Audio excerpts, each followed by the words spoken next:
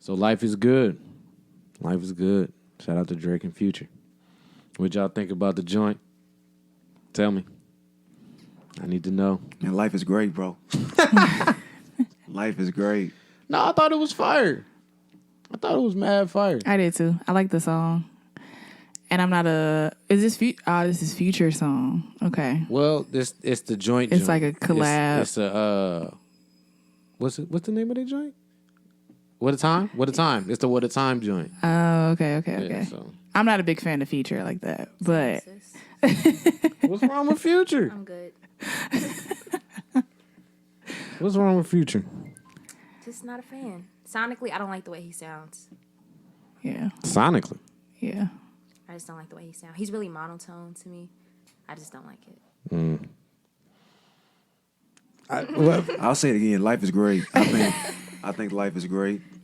I thought that so there's definitely depth to the video, and I've listened to the song probably 4 or 5 times, but that was my first time watching the video, and I think I definitely say when it opened up and seeing them just working like just normal jobs, I thought it was talking about the fact that life can be good regardless of where you work. You know, all these videos, you got rappers living these extravagant lifestyles, walking in and out of Versace stores and Gucci stores, and they picking up trash and working at fast food restaurants. And then you see Drake and Future. And I remember my days at McDonald's, right? I worked at McDonald's for like 4 or 5 years. For real? And the fact that, yeah, bro. And the fact that we had a lot of them conversations in the back of the store when we were closing, you know, wiping the floors, taking out the trash about things we were going to do. And now I'm on $3-4 with $1 million people with $1 billion vision. So, no, I for me personally, I'm also a huge Future fan. And so The bias is dripping. Yeah. Got it. My ability to probably see past what's actually there. But I thought the song was fantastic, and I thought the video had a lot of depth to it. I thought it was interesting because they put both of them in their element. Drake is best when the BPM is way slower, and it's a slower feel that he can really talk his shit. And then of course they just switch to the Future. Obviously the BPM's way higher, and he's able to pop his shit. I liked it, but I do think it's lazy. That was a lazy way for them to do that. Really? Yeah, it's very, very lazy. Wait, what does that mean? Yeah, what exactly was lazy about it? It was lazy because, of course, okay, let's just make 2 songs and put them together. That's what I got. It sounds like that. That's what you're saying? Yeah, that's exactly how it Okay, sounds. okay. Let's give Drake a verse. Let's give Drake a song, his song, and then let's stop it and then give Future his song. And then we can just put it together. Just put it together. Life is good. So can I push back? Of course. So I think that when I heard the song, gut reaction probably would have been something like that. But then think about What a Time to Be Alive and how they each had their own individual songs. Then they had great songs they did together. And I think that when you listen to it more and more, you saw how it blended. But that video has a lot of power because I think that the video shows it's not 2 separate songs because the setting doesn't change. There's no disruption in the video. Yeah. And so I think that, because you're right. When I first heard it, I was like, okay, Drake. Yeah. Okay, Drizzy. And then Future came out, I said, Future! You know? So I was a geek for both, but I definitely thought there was a lack of continuity. But then I was like, but it still bumps. You know? But on the first one, they had 1 song each, and the other ones were just 1 single beat. I believe, if I'm not mistaken, everything was 1 single beat, and they worked very, very well together. I think that was like the best of this collaboration or whatever it is. On them just finding 1 beat, and then they find their pockets, and they may go off of each other. That's what I would want from this, the introduction of what the next one is going to be. This introduction just seems a little lazy to me. Now, I love the song, though. The song is fire. The song is it fire. is. The song is fire. I thought it was also interesting that Future's part was way longer than Drake's. I think that might be where Twitter and the rest of social media got the Future did way better than Drake. And I don't think he did way better. I just think his part was longer. And Future's sound is a little bit more prominent because, of course, Future's sound is a lot harder. Like I said before, the BPM's higher, more energetic. When Future's talking about, you're going to hear it. It's going to be louder. That's what you're going to feel. Yeah. A lot of people, it just takes a long time for people to feel what Drake has to say. To me. I also think that beat change was kind of like I think it was weak. The beat change was weak. I think it was a failed attempt of like Travis Scott Sicko Mode, like how he switched the beat. In my opinion, I didn't like the matchup of the two songs, the beats. I wonder if Drake is behind that. He love a little beat change when it's his part and when it's not. He could be. I don't know. I know that I think Drake is trying to switch up his sound a little. I mean, he does that anyway, but I think again he's trying to switch it even more. Like he keeps evolving with the sound. So I don't know if this is something new that he's trying to implement. One thing, I don't think that they should do a second whole like project again together. I didn't enjoy the first one like that. Oh wow. Wow. I don't even know. Okay, go ahead. I mean, I just don't his face. So I don't know. I don't get the purpose of doing a part 2. I feel like certain stuff needs to be where it is and there's no need for a sequel. I don't know how I feel about another one because the first one was so monumental for me. It was. That one was like the soundtrack of that summer, if you can really think about it. It really was. That was like, fire. And it was so fire. I mean, every track was fire. The video, I haven't talked about the video. I love the video. I love the whole concept. Drake is really a funny dude, man. Yes, I he's really quite believe comical. Drake is mad funny. Like, come on, let's just be real. I think he probably is funny too. Yeah. I thought he was corny at first, but He's still corny, but I think that's why he's funny. It's a corny funny. He a cornball. And that's why it's funny. It's a corny funny. And he plays on it too. Like even yeah. in like his interview with Rap Radar, he didn't have a corny moment in there. Yeah. But I think he plays on the fact that people think that he's corny. Yeah. But okay, I just run with it. And that makes him funny. Yeah, I think when people embrace their identity and just own who they are, they become their best selves. So when you try and That's deny real. the fact that you are a cornball, you actually become more corny. But when you embrace your cornbally, you're like corn pops, and people eat them every morning. Wow. So, hey, shout out to you, Drake, for being a cornball, bro. I am sick. Keep being the greatest cornball you can be. Shout out to all the cornballs. But For the real. video also, to me, it looked really, really fun. Like they were having a good time making the video, which probably played to all of us in this room enjoying the video because you can see that they were having fun with it. So I definitely enjoyed that aspect too. Like even Drake's little dance moves, I feel like he has no rhythm, but he be doing his thing. He just keeps going. He keeps going at it. So that was dope just to see that their chemistry. I also think that Future wrote that hook. I can see that. You could just tell. You can tell. Future wrote the hook. I'd love to give him that credit. Yeah, Future wrote the hook, which is okay. That's okay. Is it? Yeah, Okay. I mean, it's a collab song. it's a collab song. They were in the booth together making a song. You hate Wait. Drake? I don't hate Drake. Like he has cool music, but I'm just really iffy about people writing other people's stuff. Well, I don't think Like- it's other people in this So sense. yeah, but no comment. She hates Drake. I like Drake, but no comment. I think he doesn't. I don't. What's the right word to say? I think he makes great music, but not all his music has substance. In my opinion, I don't think all his music has substance. Like that was a good song, but I'm not gonna listen to that every day. No. Probably if I go to the club and they play that, cool. But for me to actually play that on my phone, it's not happening.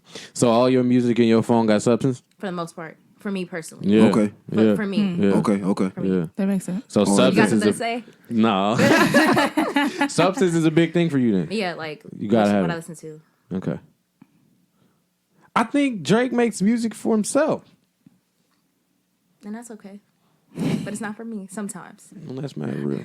So for some people may think that he makes substance music. He has substance in his music because he makes the music that they can relate to in their situations in their lives. Perspective, It's key. right? I mean, I feel like most songs have substance. For Drake, most of Drake's songs have substance.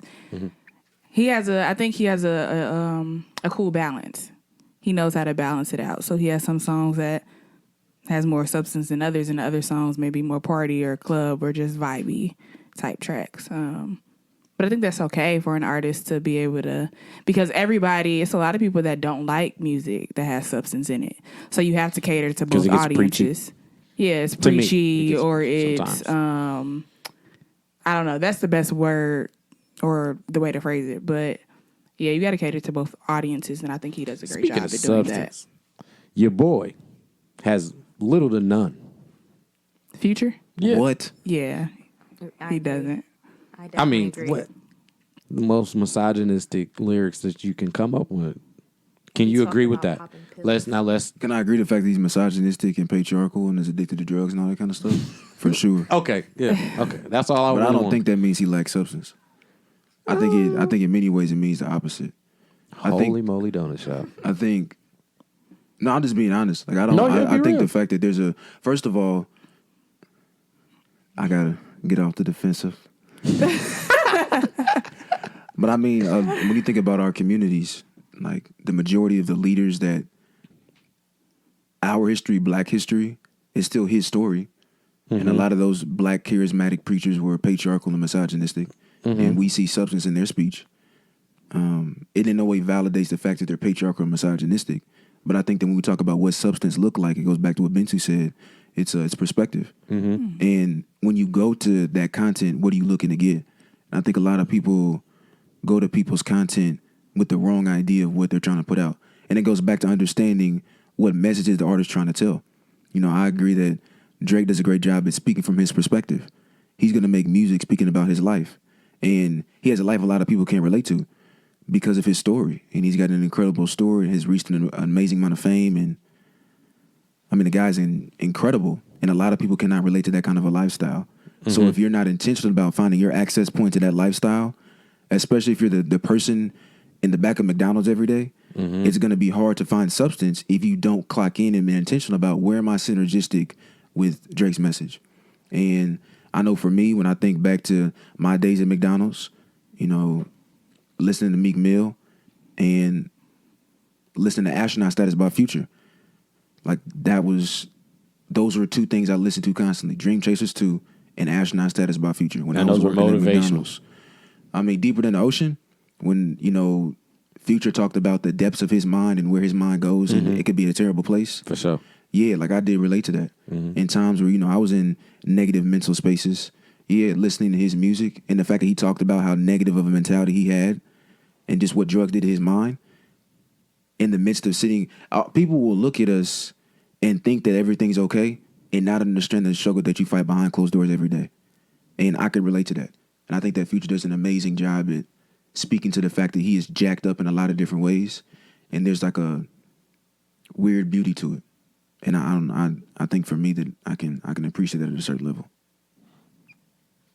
Well said. Sound like you said that before. Yeah, I have to binge when I talk about it often. Great advocate. Let's get this thing started, y'all. Nah, screw your family, because that's not what this is. Like, We know Michael Jackson could definitely came hard on that. Wale raps better than Nipsey. Are we questioning that? Standout tracks. There are none. I mean, we can give him a couple flowers, but I don't see what he's doing. Like, tell me, Give him a couple flowers. tell me couple what he's doing. dandelions Like, out in the I field. really. if you wrong, you wrong. I don't care if you black. Hey, Brittany, Or a we black stand woman. with the black girl. Well, I stand I with do the black too, girl. 100%. But if you're wrong, sis. Love you. Welcome to $3-4 Podcast. This is episode 211. Again, it's just me and G here this week. How are you? I'm doing well. Good. Doing pretty decent. Ready to get this thing started. Good, great.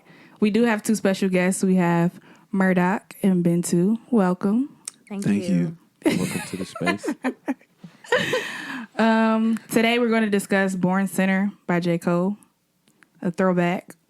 And then we're also going to get into Process Towards Progress, the mixtape from Murdock. Shout out to yourself, man. Yeah. Hey, thank you. I appreciate y'all. I'm really excited for this conversation. Very excited for this conversation.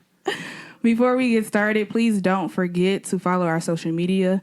We are on Instagram and Twitter at $3-4. Also, don't forget to leave us a review, comment, share, like, and all of that good stuff. Now we're going to get started. Do you guys want to talk about Born Sinner first, right? Of course, yes. All right. Definitely. Hey, shout out to Gobi, too, man. Oh, yeah. Brittany definitely wanted to leave him out here because we gave him too much of a shout out on the Too last song. much. Shout He's out to living his Gobi. life in Ethiopia. He's having a blast. Yeah. Okay, so Born Sinner was released in 2013. It's Cole's second album following Cold World. Yeah, y'all want to get started? Who want to start first? A review? I can start. I'll start. So this joint is extremely long. The bonus joint is 21 tracks. Hour and 20-minute runtime.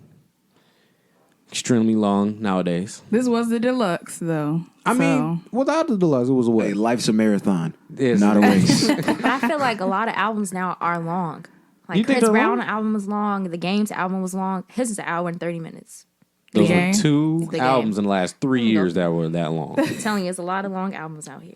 Okay. How many songs were on the deluxe from the original? Do we know off the top? 3, 4? I think it's an additional 5 on the Okay. deluxe. So that played a part. The original probably wasn't that long, but this one felt like a marathon. It did. It did come out in 2013, so I did believe some of the music was dated. Didn't age well. The sound. The lyrics, though. Wow. The topics did. You know, everything getting you started saying. early. Yeah, we got to get this thing going. So, but the sound definitely. A lot of his music does not age well. Let's just keep it all the way lit. Wow. Disrespectful. Your beloved Friday Night Lights. Oh Don't my start. God, that doesn't sound sound good now. Come on, let's just be honest. That did not age well. I mean, the topics, everything he's talking about, it's relatable. We get it. I heard you. You know, you was upset. Your brother was in the room and you couldn't bring no shorties up there. We got it. Stop. But the sound of the music sonically does not age, and that's okay. He made the music for when he did. That's cool. All right, Born Sinner.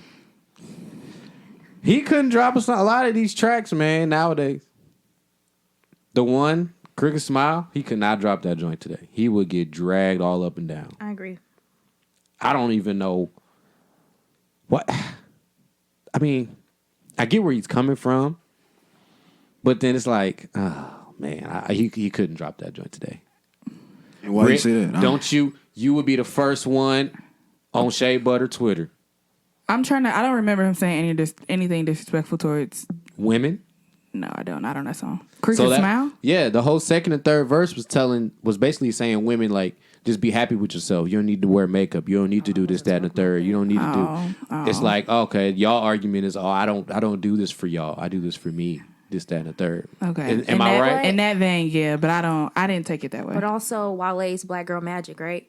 So what's the difference between that and that song? I think it's a much bitch. You think so? Yeah. I think Wale was saying, I love you for you. But I also think J. Cole's self-appreciation. You don't got to change yourself. I think that's what he was saying. The first verse was the self-appreciation joint, and he talked about his smile being crooked, and he not going to change it. And it seemed like he was projecting that on women in the second and third. I'm just trying to be consistent in 2019, 2020. Let's just be real. No, Britt? Britt is pondering right now. Because, let me give you another example. Because they dragged Kendrick on Humble about the stretch mark line. They tore him up for a week. He got 2 verses in that song talking about appreciate yourself and he would get tore up. Let's be real. No comment. I mean, sure, I see that. Sure. You know okay. No, I see that, but I think what Bentu said, it was more of you don't have to change, you don't have to put weave in your hair and be all extra. You're like perfectly, I mean, if you want to, fine, but you're perfectly fine with how you look now. Like, I think the problem is a lot of women, they don't put weave in their hair and put makeup on just because they want to. They're trying to cover up something that they deem a flaw within themselves. And I think he's saying, you're beautiful just the way you are. You don't have to do or go the extra mile to feel beautiful. You know what I mean? Like, you don't have to do all of that. If you want to, that's fine. I'm not knocking it or saying don't do that, but you don't have to do that because you're beautiful just the way that you are. Well, that's not what he was saying. Can I go over that real quick? Yeah. To sit the song within the context of the album, which I can't wait to really talk about the context and contextualize the message of this album. But the whole album is talking about our imperfections. You know, we're born imperfect. Mm-hmm. Yeah. But, you know, a saint is just a sinner who got back up. Mm-hmm. And so when you talk about whether it's the flaws you see in your skin, the flaws you see in your hair, why do you even see them as flaws? Like, are these flaws that we only see as flaws because they're socially constructed? Like a lot of the quote unquote sins that we call sins in the world, that these structures have called sins, but when you do like a critical social conversation, are they actually sins when you contextualize them in today?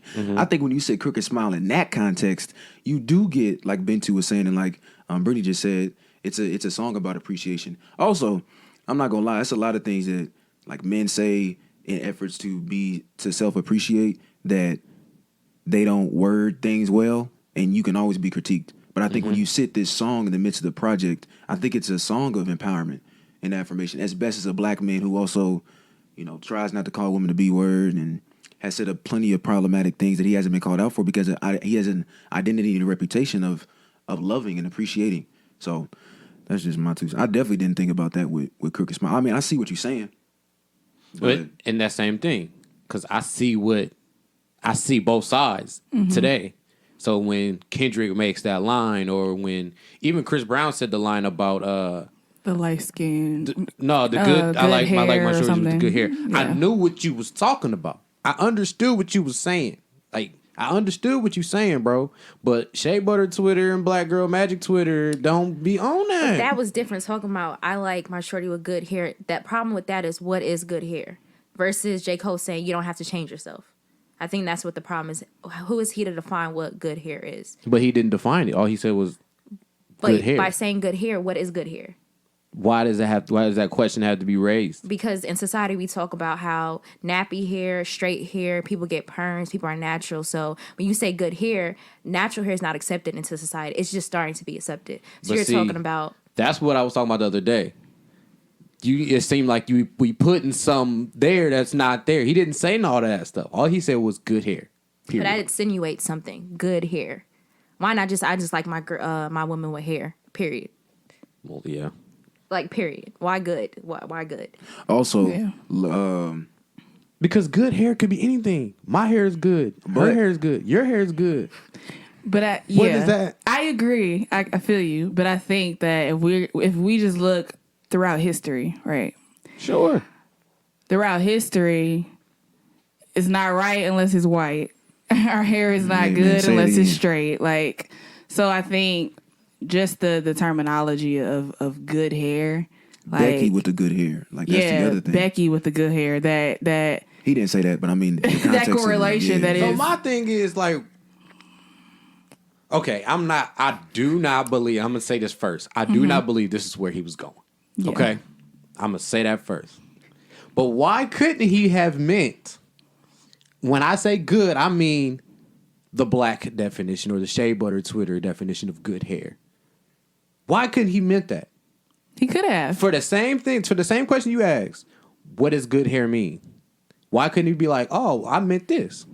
We don't know. He also never said what good hair was. Even when he was approached about it, he never said what good hair was. He never said. But I'm saying it's just the term good insinuates something that society seem as good. Not that ourselves we feel that it's good, but it's what society seem as good. Straight hair, that's it. Not natural. It's just straight. Like perm So why hair. do we have to be a prison to that though? But because when somebody say good, you automatically. Who's the prison in that situation? Not some people, but think about it like this. Depending upon whose mouth it comes from, you're going to expect it to mean something. And you got to go back to the reputation of the person. And what kind of messages has Chris Brown purported? What kind of reputation does Chris Brown have for relationships with black women? And maybe there's and again, I don't listen to Chris Brown. I don't know what song you're talking about because I don't listen to Chris Brown. And I'll make that clear too. I don't listen to Chris Brown. But what I'm saying, think about it like this. If I went to a moment with Murdock and I start talking about good hair, y'all knew what hair I was talking about. Right. And it's the hair that, all right, see, I ain't going to get into all that. But see, that's the thing. No, but y'all know what hair I be talking about. Yeah. If a white person said it, we would know what they was talking about, right? All right. If a musical artist put that in their song and they were black, we would know what they're talking about. I don't think we would. Because you do. Because that's why you mad. Certain artists, bro. I'm telling you, if Kendrick Lamar said that, you'd be like, what are you talking about? But you know that's why you mad. You see what I'm saying? No. That's why we mad. Oh, what do you mean by good hair? You mean this, that, and the third. It's insinuated. Facts. It's assumed. So that's why you're mad. If You you know didn't know, what, that- if you didn't know, you would just ask. If you didn't know what good hair meant when you was trying to put that on him, that assumption. We don't know. He just said good hair. But What's the song? it was an album cut. It wasn't a single. He didn't drop it as a single, I believe. I can't remember. It was on Indigo as well, though, I right? might have to look at the track list. Yeah. That's a long. That's the album you talking about? Yeah. Well, the last two are very, Yeah. very long. This one Yeah. wasn't as long as Heartbreak on the Full Moon, though. But to get all the way back to Born Sinner, I don't think he could drop that song today. I still don't believe that. But No matter what. people even get mad at Alicia Keys Yeah. for going on her no makeup strike, which I still don't understand what Right. people was mad for to Me this neither. day. But it's like it's almost as if you can't please people nowadays. You can't. They're gonna find a problem Yeah. in everything. That's what I'm saying. I didn't say that Cricket Smile was a bad song. Yeah. I understood what he meant. All I said was he couldn't drop that today. Yeah. And Twitter would tear him up. But even if we knew who J. Cole was as a person, or especially today in 2020, that's my other thing. I don't think he would even make this album the way he's made it right now today. I think his evolution as an artist is totally different. I think he would find a different way to put this message out.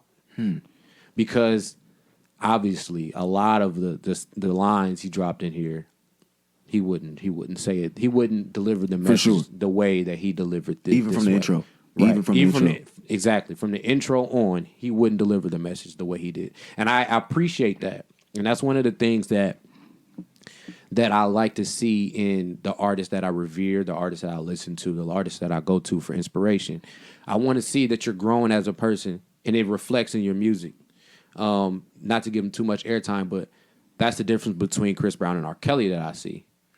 I see Chris Brown as somebody that made a mistake, but he did his time. He confessed that he made a mistake. He apologized to the person that he did it to, and his progress towards progress, his process towards progress is a little. It may seem a little slower, but I can honestly say with no bias, he's one of my favorites. That he's trying to be a better person. Okay, I don't see that with R. Kelly. He doesn't even realize that he's doing anything wrong, let alone he can't even confess that he's done something wrong. So when we talk about cancel culture and these things like that, I look at it in that lens. Okay, Daniel Caesar, you said cancel me, this, that, and the third, and then you put out an apology. You didn't apologize for what you said. You apologized for how you said it. So no, I'm gonna still take your first joint. You still want to be canceled because you don't even realize what you're doing in that situation. You don't even want to be better because you haven't even addressed that situation that hurt millions and millions of people. And that's what. And I say all that to say, to go back, I don't think he would deliver this message the way he delivered it this time. And it was almost like striking to hear. And I always had to like revert back, like, this is OG. Like he wouldn't say this like this no more. This is 2013. This is not 2019, 2020. I keep saying 2019 because we just got here in 2020. Shout out to 2020. But no, but I do believe that was the message, Murdock. I do. The idea that we are born this way. Mm-hmm. I don't know if I got the point to where we should just accept the faults, though. Is that what you were saying? I can say a lot. No, I don't think it's about accepting the faults. And before you get too deep, let me get two more off. Yeah, for sure. My favorite joint was was it it was in the beginning. I think it was Land of the Snakes. I think that's my favorite joint. I got something for you on that track too. Okay. Remind me about that, bro. Yeah, I will. Chaining Day was interesting. Ooh, Chaining Day was Yeah. fire. Because I went through a moment in time where I didn't wear like jewelries and stuff, like earrings, chains and stuff. That has started to change. I love a little chain. I love a little bling, bling, bling. I love a little bling. But I just gotta make sure I do it like every now and then. I ain't spending too much. You know, Yeah. you can get cheap little. Do your bling, thing, King. Yeah, but I enjoy looking nice, and sometimes it kind of adds. I like accessories. Accessories make add to your outfit. I thought that was an interesting joint, and it reminded me of I don't know if you remember, "Fuck with Me, You Know I Got It." Brother. The beginning part when he was talking about sometimes we can't blame our young kids that like buying the ice, buying the chains, because that was what our ancestors did. Brother, yes. That's what we came Brother, from. We came from royalty. We came there's from wearing so much- gold. We oh came my from. goodness. I don't know. I think that's a little bit of a stretch. I don't. But there's some truth in that. I do believe that. Deep down in the DNA, we might be some iced out human beings with bust down rollies and shit. But I don't know. It just took me back to that joint. But Chain and Day and then the Janae joint all the way at the end. Of course, Janae, I love to hear her. She sounded much younger. James Because she was. Fauntleroy, I'd seen that feature on there. Shout out to Daily Rich, the homie Kari. He loves James Fauntleroy. He put me on, and I seen him on the joint. I was like, oh, that's Kari's homie. And of course, I mean, the first half was much better than the second. Here you go. Overall, I do think this is a slept-on album from Cole. Like, a lot of people don't give this album its just due. I still think 2014's better. I think 2014's a hip-hop classic. But Born Sinner holds its own. I think Born Sinner is a great project. So, anybody want to go next? No, I can't go because I'm gonna take too much time. I wanna jump in on somebody else. Right. Oh, tell me about Chain Day. Oh, well, no, Chain. it was Land of the Snakes. Well, yeah, it's really, you know how you spell it? Capital L, capital A, N D of the Snakes. L-A is in there intentionally. And he's talking about, yeah. Where did you get that deep dive from? Like the way let me see if I can pull up the lyric. Like if you look at the actual track list. Oh, mine don't say that on title. It's not like that. Oh no, you got to get Apple Music. Yeah, Apple Music. They spell it capital L, capital A, N D of the Snakes on purpose. Okay. And talking Okay. about, because he's from New York. Yeah. You know, well, not necessarily from New York, but his understand. Well, he talks about it on He went to college. New York Times. He talks about it on a number of different songs. But the role that city played in his upbringing, and you contrast that to L.A. And the glitz and the glamour of what comes with Los Angeles, especially from a brother who was made on the East Coast. And talking about, again, I'm getting much deeper than I need to because it ain't my turn yet. But No, go ahead. there's just so many different like socio-political and like religious connotations all throughout this album. That even when you talk about the snakes and and the fact that in the Bible you see snakes and you think of Satan, and what the snakes represent in L.A. and how many different temptations there are in L.A. But then you like juxtapose that to the exposure that he gets in New York and how much he learned in L.A. Like he talks about beauty in the struggle, ugliness in the success, and what you think is a better album in 2014, Forest Hills Drive, which I completely disagree with. But there is beauty in the struggle, and then there is ugliness in the success. Yes. And sometimes in your lowest moments, you learn your greatest lessons. That's why I say I don't believe in losses. I believe in learning experiences. Exactly. Because sometimes it's in the land of the snakes. It's in those times in which you're in L.A., right across the street from what stays in Vegas, what happens in Vegas stays in Vegas, right across the street from there. For sure. Right?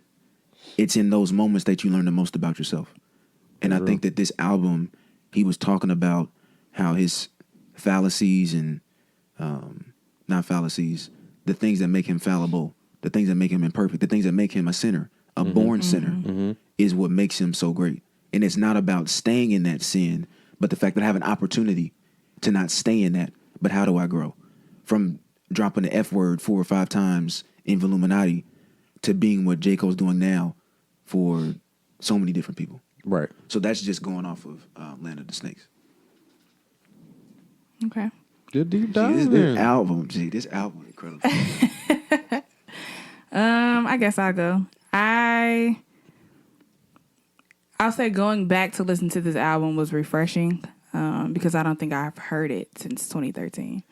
My favorite album that dropped in 2013 was the Drake album. So But so this one I may have. Well, That was no shade. I'm just being out. That's the one that stuck with me a little bit more. Understood. So going back to this was refreshing to hear because there's a lot of songs that I loved on this project. Power Trip. I mean, obviously that's arguably one of the best songs that dropped that year. I think personally, Rich Niggas was one of my favorites. Crooked Smile was one of my favorites at that time. Let Nas Down was dope. Born Sinner, I love that song. Sparks Will Fly is a great song as well. But I really, really found it interesting, the religious undertones. It's all throughout the project. I really, really thought that was interesting, and I kind of wanted to know, like, if I was in front of him, I would ask why. Like, what made him choose to add that in as much, as heavily as he did. But I thought it was really, really, really impactful and powerful. But he talked about a ton of different things, from being enslaved within the industry, navigating artistry in the industry, and just coming up. I thought Voluminati was a really, really powerful song, and especially how he drew that parallel with Hove and Tupac. And then I think Biggie being the sample. Right. facts. I thought that was And then that was a dope play on the Illuminati, which we know people always try to say that Jay-Z is in. So I thought that was really, really interesting. In his personal life, he doesn't even believe in the Illuminati, so you can see that in there as well. But I think throughout this project also, I mean, it's titled Born Sinner, but there's a play on some of the 7 deadly sins, if not all. Because he talked about lust a lot. He talked about greed, envy, anger, and all of that. So I think that was pretty dope, that he added those within the context of the lyrics. Man, I don't know. It's like I said, it's just really refreshing to go back and listen.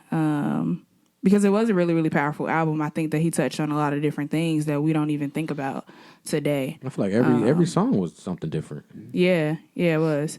But we don't even talk about it as much. That's one reason why I think I appreciate Cole as much as I do. And I never really thought that he was preachy. I always thought that he brought a different aspect into the industry by really being vulnerable and talking about things that has impacted his life. And just trying to be more of a positive example. I think, though, after this project is when he realized that music was bigger than him. I think in 2014, For Your Eyes Only, and then the last one, I forgot the name of it, but the one where he talked about drugs KOD. and all of that. Yeah, I think those projects are more impactful to the masses. I think, or he had more of a message, I'll say that. I think with this project, there was a heavy message on his, it focused more on his journey and his life versus the impact of others. And so, yeah, I don't know. This project was really, really good, though. It really, really was. I think I would also say that 2014 was my favorite overall. But this album was still good and held its weight. I think these are his best 2 projects. But, I don't know. Go ahead, Murdock. Or Bentu. I know, bitch, you got that fire in her chest. I know you do. I do think this is his best album overall, in my opinion, because there's so much stuff in here that once you listen through one time, you still got to go back and listen to. I listen to this album every month, and I learn something new, like every month. I do that with Blonde. Like every month. My favorite song on here is Rich Niggas, for me personally, because I think it speaks to my struggle and just being realistic when you don't have no money. Like, you do envy people, like being realistic with yourself. And it's not because you think that they're a scammer or something, just like you just don't have it. And I think that's what he touched on. Chain Day was a good song too as well. I like Is She Gonna Pop. It's not a great song like with substance. I just like Yeah. the sonically how it sounds. No, I know what she gonna say. No, I know she asked me what was my favorite bonus track, so I just put that in there. So, I'll let you go, fam. It's cool. You're a nice guy. and I do think, you got something to say? I'm about to say it. Okay, just want to make sure. But I think For Your Eyes Only was better than Forest Hill Drive, in my opinion. What? Yeah, no, I whoa, definitely what? think. Okay, no. Wait. I definitely think, but we can table that for later. You said For Your Eyes Only, Yeah. Born Center, then 2014? Yep, in my opinion. In my opinion. In my opinion. Okay, We before, can table let me that. just get 2 seconds, please. We can table Please. Take 3, Brody. So, okay, I'm not with you. So, Wow. the music is not bad. Me and Brittany was just talking about this in the car not too long ago. And I compare that one and Chance latest joint, The Big Day. The Big Day. The music is not for you. So that I think that plays a heavy part in me enjoying the album. Now the music is not bad. Now, For Your Eyes Only, the Big Day, both the music is not bad, but I was just explaining this to the bros in the chat. Like when I listen to music, I listen for it to invoke feeling, whether it's to calm me down, whether it's to get me hype, whether it's to for substance to give me thought, to inspire. I didn't get any of that from that album because I just once I heard it, I was like, I don't know what I'm supposed to get from this. I don't know. It's not calming me. It's definitely not getting me hype. It's all of this. It's none of that. And then once I found out that it was for the little girl, I'm like, oh, now it makes sense. It's not for me. So I'm just going to put this to the side and let it do what it needs to do. And you think that's the best joint? I think because it was more personal. And I guess, I don't know, like when I listen to music, I like storytelling. Like that's why I appreciate YG as an artist. Because if you listen to his album from top to bottom, he has a whole story. Like a whole entire story. So I like storytelling. On top of like you can get stuff too. And I think that was more personal for me. Like Forest Hill Drive was good, but I like For Your Eyes Only better. Have you ever heard Trouble? His song Trouble? Nah, Trouble, the artist, yeah. No, I don't know who that is. Okay. So I would challenge you to listen to Trouble, Let me see what he looked like. what he What he looks look- like. No, She might recognize him. She might might recognize Okay. listen to him. I would encourage you to listen to Edgewood by Trouble. Yeah, that's a very good point. Because Yeah. you know what? That's I'm just- definitely storytelling in that I wasn't gonna project. say that. If you, I was gonna tell her listen. But it's cool. It's a story. So listen to that joint and get back to me. Okay? Because my buddies, they don't understand why I like that album so much. But I love that album. The music is great. Isn't Edgewood longer too? Edgewood. 21. much- 21 Yeah, songs. it's a longer okay, joint. okay. It's a longer joint. He got me. No, there's no wrong with that. No. But I listened to it too. I listened to it too. for sure. And I thought it was great. I thought the music on that joint was incredible, but he's telling the story. That's what made me enjoy it so much. I like gangster joints. I like, shoot 'em up, Griselda, this, that, and the third, drug music. I enjoy that a lot. So that kind of made it easier for me to listen to. But Yeah. once I figured out he was telling the story, I really appreciated that joint a lot. But I would encourage you to listen to that. I'm downloading it now. Awesome. So, Murdock, it's your time, baby boy. Yeah, bro. So I've been really trying to think about how I was going to frame my commentary, just because I do not want to. I don't need to push this longer than it is, because I think that you all have created a captive audience, and I don't want to uncaptivate the audience that you've captivated. I think But our audience enjoys the deep dive. yeah. So what I'll do first, bro, is I'm going to give when I think about Born Center and I think about the project as a whole, from Voluminati to the last track, Sparks Will Fly. What I see from that is it's talking about the complexities of everyday people and just who we are and the mistakes that we make. That's what I see constantly. The fact that we are born into imperfection and we will likely die in imperfection. And what does that mean about the life that you live? And what value does it bring when you die and you were born into imperfection? And who puts those, how do you get born into something that you didn't even consent to? So when you're talking about whether it's the way in which we see chains as black and brown folks and why we see change the way that they do, and then the impact that those chains have on chaining us to certain ideas. Right? I think he does an amazing job with imagery and personification, and how he's able to use physical objects to speak about personal struggles. I mean, so when I think about Born Sinner generally, and that's why I think it's Cole's the best project, and it also goes back to what attracted me to J. Cole, right? His other projects might be better for other reasons, but when I go to J. Cole, I don't go to him to get hype. I don't go to him to listen to something that's sonically appetizing.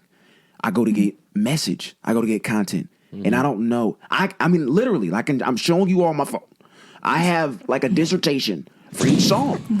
And not only that, I think about the fact that this was released in 2013. Yeah. I started at Butler in 2014. If you all knew how many times in college papers, in independent research, in independent studies, in theses that I used quotes from this album, I could talk about it for days. And it's because his messages just genuinely resonated to me. And I think there's a dissertation in every song. And I'm not going to explain the dissertation in every song, but I think I'm going to highlight like 2 or 3. And y'all got to hold me to 3. Or I'm going to talk about 6. Okay. And these aren't even necessarily my favorite songs. They're just 3 that I think... favorite messages. Not even favorite messages, but just songs that we haven't talked about yet. Okay, that's right. cool. So we talked about Chaining Day. We talked about Crooked Smile. No, we didn't talk about Chaining Day. I thought you brought it up. I said it was one of my. It was a good track. We You didn't want to deep take a dive. dive? You want to take a deeper Yeah, dive? go ahead. Did we? Did he? I feel like he did. I Did feel we like he dive talked a in? little bit. Not. I mean. We Not go deep. really. I got a growler. That's the song that also touched on the slavery aspect, but go ahead. Well, you can still deep I dive. kind of in. dived a little bit, Yeah, not too yeah. far. You want to But dive? I was think a- your it was a dive was roundabout on, way. on another lane though, Yeah, it or was a another roundabout way. perspective. Go ahead. So I wanna think hear it. one. So let's just go from Forbidden Fruit and how Forbidden Fruit ends to intro Training Day.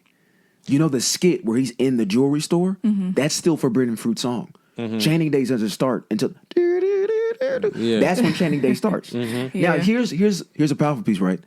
Forbidden Fruit, he changes his voice. He changes the way that he sounds. He sounds like a little kid, or like someone who's like high off like a helium ball. His voice changes in the sound. He's like, I'm finna get this platinum nigga.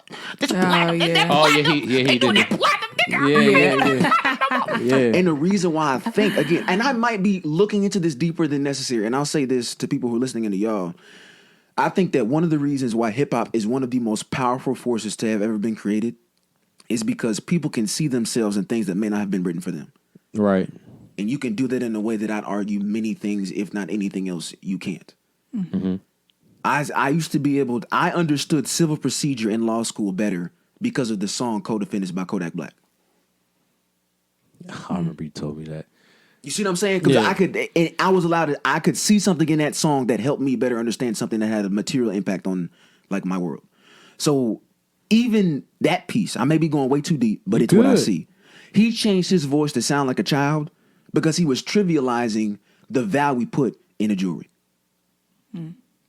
I think he had that skit sounding like a kid because he wanted to show to people at that point in time for his life. This is around the same time he sold his Range Rover.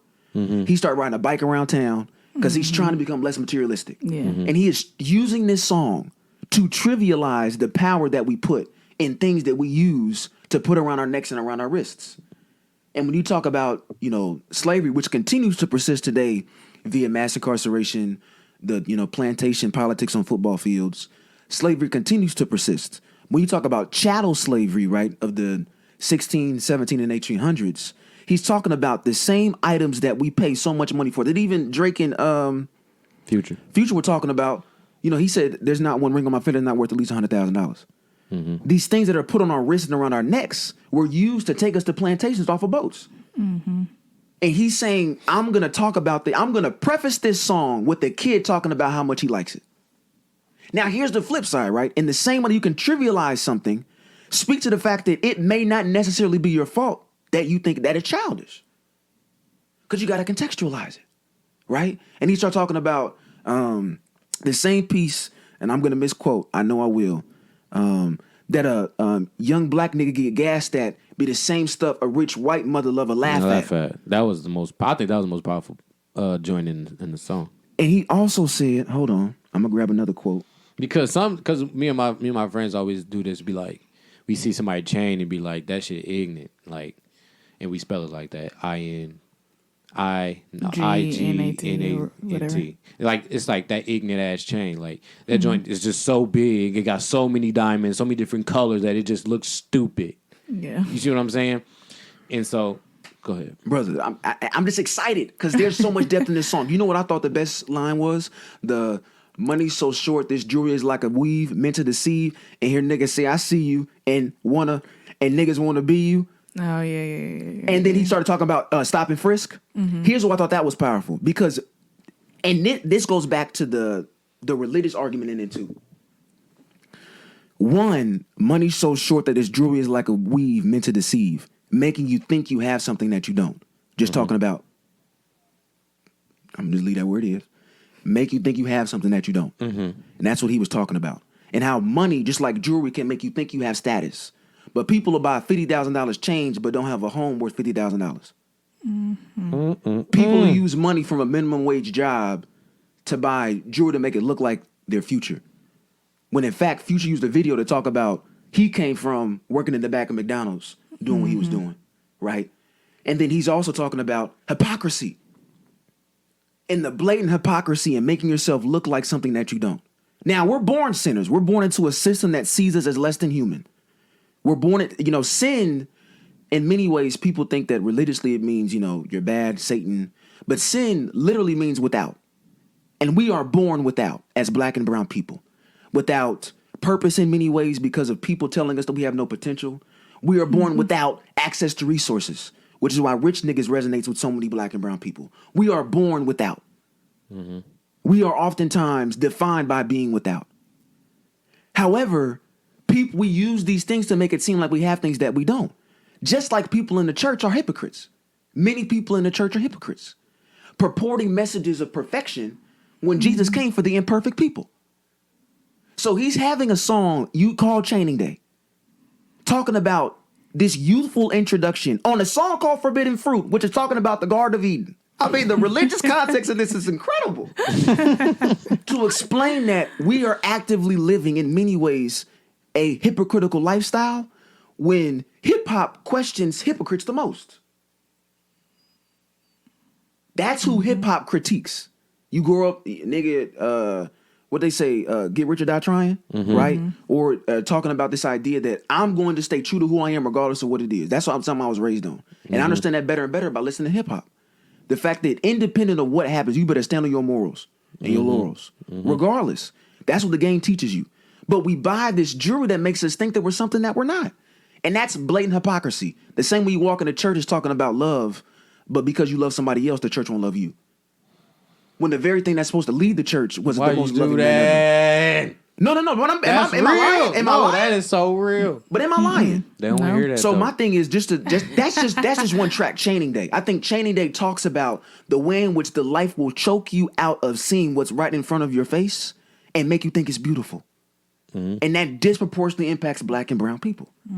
So, and that was why I could write so many papers about it, because I mean there were so many different ways that we could go. So that's just one track. That point right there. That's what Brittany was saying earlier, like why people sometimes think he preachy. Because he gets to talking at us. He gets to talking, but it comes off like if you're insecure with yourself and you can't receive a message that can ultimately help you, it's going to come off as preachy and this, that, and the third. I think this is one thing that Gobi says as well. Like when we get to KOD, it's like he talking at the kids that's doing these things and not like walking with them. And I think he had a realization that maybe I went about that the wrong way. Hence the Lil Pump interview and things of that nature. So I think that's where it gets, because he puts our born sinner and he's just rattling off all the problems. Boom, boom. But I think it gets lost because he's talking from, like Bentu said, from the personal point of view. And I think one of the biggest one of the biggest reasons why I got that message was the joint, the I Let Nas Down joint. Yeah. Let's talk about that song. Because it was like, when I first started, I was doing this. I revered this artist. I revered this guy. And then I was doing it. And then when I dropped my joint, he was like, nah, that's not, you know what I'm saying? And then you started to slowly see the transformation into him coming to his own. If you want a deep dive on that joint, so by all means. Let Nas Down. I thought that was, again, and that's by no means my favorite song. Yeah, it's on the album. probably sonically one of the least. By no means. But, you know, Pac was like Jesus. Nas wrote the Bible. Yeah. That was not unintentional. And how, in many ways, we idolize hip-hop figures because there's pastors in our poetry. And there's pastors in their poetry. And again, for anybody listening, y'all already know this, but I'm a Christian black man, and y'all know how much I love black people. But I couldn't love black people the way that I do if I didn't have an understanding of how much the Lord Jesus Christ loved me first. And I see myself in how Jesus Christ was crucified on that cross. He was a man of color crucified by the state of Rome. And that's exactly what happens to black and brown people every single day.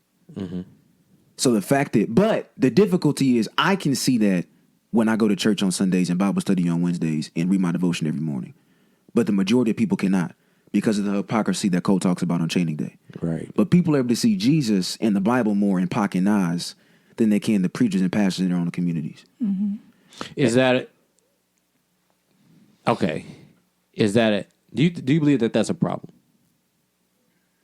A problem that the churches is exclusive? No, the problem that some people can see I think you said the Bible and Pac and Nas. Oh, no, I don't think that's a bad thing at all. Okay. Man, so that's the next thing I want to talk about, right? And it's the fact that, because again, he makes so many metaphors, right? But I think one is just the fact that rap is genuinely religious for a lot of people. And I believe that hip-hop is definitely spiritual because hip-hop is more than music. It's culture. Yeah, it's a culture. It's a lifestyle, G. It's almost your religion. Yeah, I mean, it is so, it not even seeps, but it can be placed in so many different parts of our life. It's genuinely limitless. And that's not me idolizing hip-hop. It's just speaking about the truth that it is. That's real. It's just the real. From the way we talk, from the way we walk, from the way we dress, how we cook our food, to the way we dance, the way we interact with each other, your friends, how you pick them, if you pick them at all, how you deal with your problems.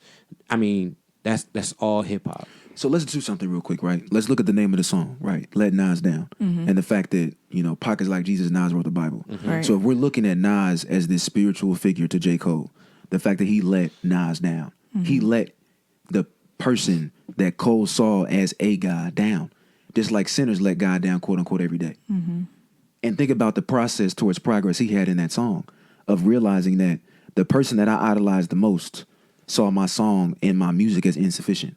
So what does that mean, right? And sometimes it's in those moments that you recognize your imperfections that you find your greatest identity. And that's deep. The fact that in your lowest moments where you feel the furthest away from what makes you who you are, that's where you find out who you are. And then what do you do in trying to get back? And then he says, right, this irony, the fact that this is God's plan you'll never understand in the middle of the song. So he's talking about the fact that I'm a born sinner who let Nas down, the same way sinners let their God down every day. But in the same time that I can acknowledge that, and it's in letting him down that I have to come back to my laurels and morals and see what I'm based on, I found out the fact that what I'm doing is what I'm supposed to be doing. And what does that mean like in real life if you make that correlation go back? And then again, it goes back to the fact that I can never be forgiven if I don't first repent. And repent is acknowledging the fact that I fell short. But a real, in my opinion, a true God, a God that is love, is not going to see you at your lowest point and beat you down, but build you back up, right? And that's what I believe God's plan is, that people must understand. And that's the truth that Cole was speaking to, in my opinion, right? And so, no, I think let Nas down, those three words, let Nas down, was not unintentional to almost end the album called Born Sinner. And the fact that he opened up talking about the fact that Pac was like Jesus and Nas wrote the Bible. Right. Does that make any sense? That makes total sense. I think those messages that are laced so perfectly is the reason why y'all like this album so much. Yeah. It got to be to me. I think I'm listening more sonically than the other. I catch the message, but it's kind of hard sonically to get it. Not get it, but to enjoy it as much. Mm-hmm. But I'm with you. I was going to ask you why. Why you chose this album to bring to today? Yeah. Because you chose it. We didn't. All right, let's get some context. My brother. Go back to the substance speech I had, the substance comment I made earlier. Mm-hmm. So the reason why Born Sinner was chosen was because of a person that's special in my heart. Because of a person who reminds me of my imperfections on the daily, but probably does a better job at anybody than reminding me of the power in my present too. It's fine. Because she's genuinely a queen. And so she's trying to be all quiet. Right now she's trying to be quiet. You love on that mic earlier. But no. Julia, so you talking about like why? Because that album played a major role in our relationship. Mm-hmm. Right. And it's an album that we both love and we both can speak to in different ways. And obviously have a lot of synergy in how we see it, but then there's some points of disagreement as well. So really when y'all reached out, you feel me, and said, what y'all gonna talk about? Mm-hmm. First person I called was Bintu. Mm-hmm. And I said, well, I ain't gonna put your nickname out there. I said, Bintu, what would you like to discuss? And she pondered for a few moments and said, I'd like to peruse in a classic of Jermaine called Born Sinner. I'd like to take a deep dive on that album. Let me ask you this. Do you think this is a classic hip-hop album? Born Sinner. A classic hip-hop album? Do I think that Born Sinner is a classic hip-hop album? Yes. Objectively speaking, do you think that this is a classic hip-hop album? Yes. For Can sure. you say more, sister? Like I said, it has a lot of different messages in it. And it's really, like, I don't think, well, there's a couple skips, let me not say that. But I think there's a lot of messages that people can take from that. And I know sonically it may not sound great now, but the messages, I think sonically it doesn't have to age well for it to be a classic. Right. And I also don't believe that just because you got skippables, that means it's not a classic. Right. You can have skippables on great albums. I do believe that. I think Anti and Lemonade both say that too. They both got some skippables, but they're phenomenally great. I think the length of the album makes up for that. Like most people, it's 16 tracks, all 16. Right. Some people can do it, but everybody can't make a perfect. I don't want to put that limit on our people. It's possible, but it's tougher to do. Ben, so I want to ask you a question real quick. Because he slipped up on it and I wanted to get it before he did. But what are some of the things that y'all disagree on with this album? I don't know. What do we disagree on? She like that daggone song. Is she gonna pop? I still don't understand. I just like it's like it got a lot of swag to it. You know, I think it's a clever song in my opinion. It doesn't have a lot of substance. I just like the way it sounds and like how he's talking in the song. I appreciate. So you like the workout joint too? No, I don't like workout. I ain't gonna lie. I like workout. I like that song. I ain't gonna lie. Workout by J. Cole. Love me. What is that workout? Is it just a hit and run? Is that workout? No. Oh. It's workout for me. Work out for me. Talking about the beach? Yeah. Okay. And talking about the Timbs and the 10 stars? That sounds terrible. Ain't that on workout? Let's just be real. I think so. I don't remember the Timbs on here. I don't know. But that song's awful. That song's terrible. She got a good thing. That song. Yeah. I think when it comes on, I enjoy it, but I don't just, let me play workout today. Like, Look, I'm not doing but that. I thought workout was on Sideline Story. It is. So that's what I'm saying. Yeah, that song was cool, but like I said, but Sidelines, Born Sinner made me forget Sideline Story existed. Lost Ones was my favorite song on Sideline Story. That song is hard. I don't care what nobody say. My goodness. But I think to Bintu's point, like, I also love storytelling. And that song was him really telling a story. And I think I enjoy how the first verse was dedicated to his side or his perspective. And then the second verse was dedicated to her side and her perspective. So I love that song. Like, that's one of my favorite songs by him. I think those concepts are corny. I'm just being real, man. I think those concepts, when people do the one side, the Joyner Lucas joint, the black and white thing, I think that's mad corny. I think it's like, I get what you're saying. But Yeah, so I think the point of disagreement about Born Sinner, I mean, we could talk about Sideline a different day, but And I got one more question before we get off of, but hit no, that, for sure. hit that The disagreement is just she really liked the bonus tracks. I thought the bonus tracks was pretty much trash. I did That's too. what Britt said. I thought all of them was. I think Except there's Sparks value. Will Fly. I think there's value. If I had to look at any of the bonus tracks and find value in it, I think New York Times was cool. I was about to say that. I thought New York Times was cool, but I can't really mess with any other ones. Why do you like those so much? I don't like all the songs. Let me specify. I don't like Sparks Will Fly. Don't like that song, in my opinion. I don't know. I just don't like the way it sounds. And I feel like it was forced. Like they forced their sound together and I don't like it. Really? Yeah, I personally don't like it. Let me pull this up. I mean, and my last question while she's pulling that up. What do you think about the album art imagery there? Was there a message there? On Born Sinner or Sideline Story? Born Center. Now he had two different covers. He had the original joint was like it looked like tally marks, and then the other one it looked like a false idol of some You say sort. tally marks? I only glanced at it. I only glanced at it. Hold on. He said tally marks. Bro, they look like tally marks. Hold on, bro. Let me take a look. Let me take another look. Ain't that the Basquiat crown? Oh yeah, no, that doesn't look like tally marks. Okay, I understand now. Okay, hold on. But I feel like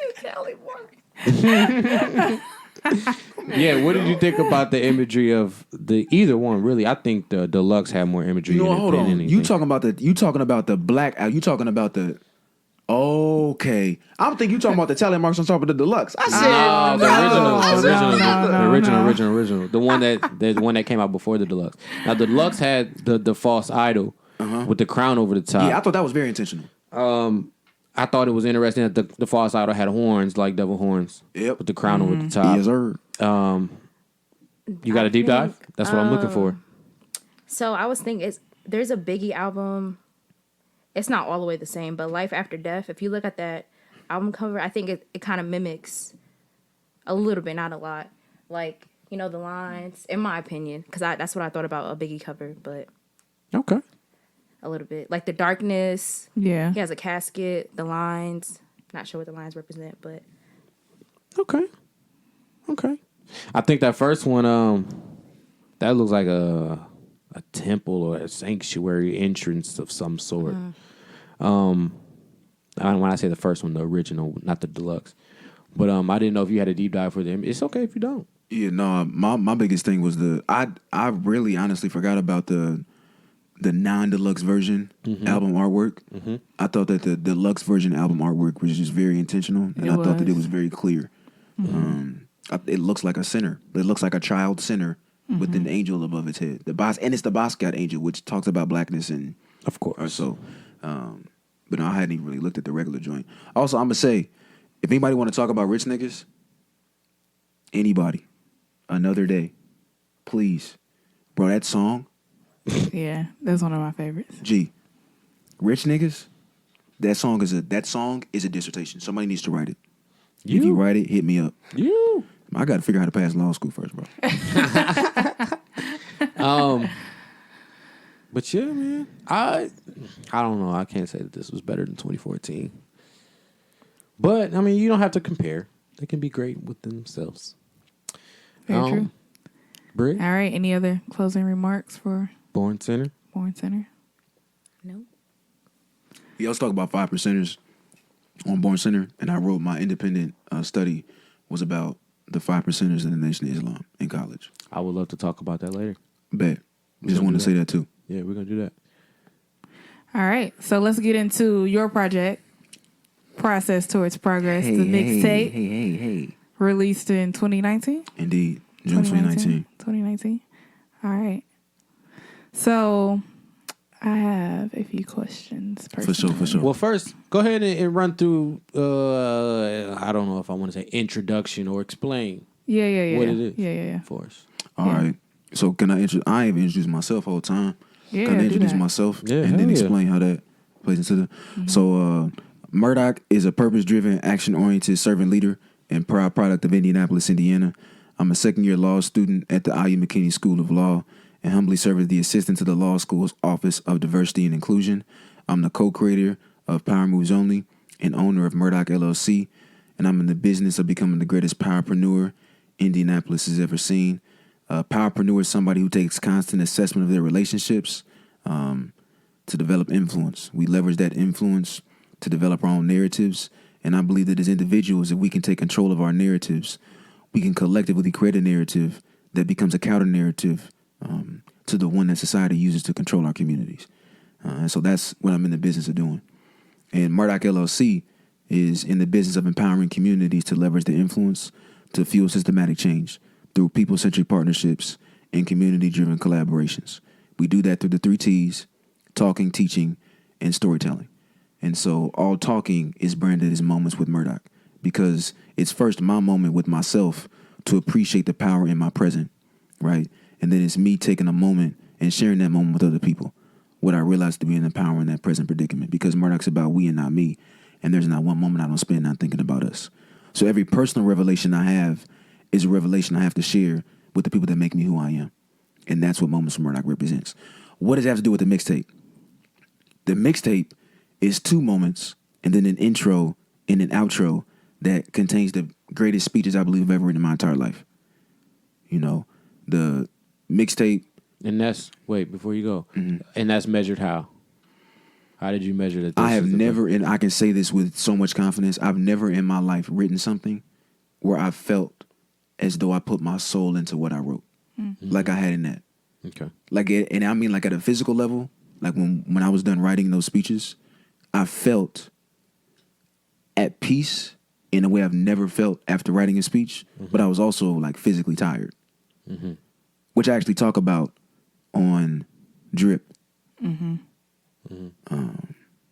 So hopefully people caught that. But that's why I say I think it's and that's why, you know, Bentu says that's another random irrelevant moment with Murdock, because they were 2 moments. But they were 2 moments that I chose to share with you, and they're the greatest moments I could ever share, at least up to that point. And so that was I released it on my birthday to the people who came, like yourselves. But it was my way of saying thanks to you all for what you did for me. So, does that make sense? Yes. Yeah. And I hope that gives a good, like, overall cover of, like, what the tape is and what we're doing. Britt, you want to go? Yeah, I just want to ask before we get started into the whole project. I know this is just a preface. Like in the Bible, I believe there's a quote that there is power, there's life and death in the power of the tongue. Talk right? about it, sister. So, when did you know, or when did you realize that your calling was in the form of speech? When did you know that you had power in your tongue and that you wanted to use that to actively make a difference within our culture and our people as Black people? That's a fantastic question. I'm not sure there was one moment, but I can definitely highlight at least one person who helped me understand the power of my words. My mom. Shout out to Black women. Stand with Black women. We need to do more intentional work to mitigate the harm of Black women. We being Black men. I agree. She, from when I was as young as I can remember. So I have 2 younger sisters, Natalie and Chelsea. Shout out to the kid and baby girl. Love y'all. She always told me I need to be intentional with what I say to them, because I'm constantly setting an example of their expectations from other Black men. But then 2, that, you know, my words can cut even when I don't know. And she would tell me that all the time. All the time. And it took me years to understand that she would share that with so much passion because it was from personal experience. And, you know, she, like many Black women, formally, right, their perspectives are underappreciated. Their perspectives are seen as invalid. And so they're told to shut up systematically. But then a lot of people, including my mom, have also been told to shut up, literally, over and over and over again. And something that she taught me was be able to speak even when your mouth is closed, so that when you open your mouth, people want to hear what you have to say. And that comes with being intentional about what you say and thinking before you speak.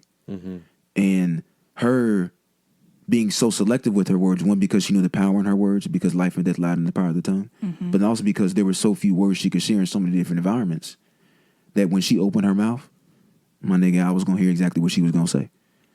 As many Black moms can. Right. You know? Right. And so that was just her transformative impact in that way. Helped me genuinely realize over time, not at one major moment, but over time, the power of my words and my story. And then, two, I come from a family of preachers. I was born and raised in the church, and people always telling me I was going to preach one day. And I would constantly refute the fact that that was my journey and that was my calling. And I still don't have a call to preach, and I don't want a call to preach. But I think that, I know that we each have jobs as, I'm a Christian, to build and work towards the kingdom in our own ways, leveraging the skills and assets that God has placed in our lives. And I'm thankful that people not just listen to me when I'm speaking, but I think people are finally starting to see value in what I'm saying. And so I'm intentional in leveraging that skill and asset of people valuing what I have to say to, when I open my mouth, leveraging the glory in my story even when it gets gory, and using the profit that leads from that surely to invest in other people's stories. So, fantastic answer. thank you, brother. Well thought out. Thank you, brother. As all your answers are. This is one thing I appreciate the most. Now, walk with me here, okay? Let's walk, brother. Because I may not have worded this question right. That's okay. All right. How does the process of you finding the words of encouragement, how does that go when you need it for yourself? It seems like, and I'm explaining it. So when other people ask you questions, you take your time. You might not answer for, 15 seconds, and then you rattle off this elaborate answer that is so well thought out. How does that process go for yourself when you need it? And where do you pull that from? Like, where do you know? How is your filing system in your mind? Like, okay, I need this one for this situation. I need this. Talk about that process. I wanted to ask you this on one of your joints, too. I didn't get the chance to. That's another incredible question, bro.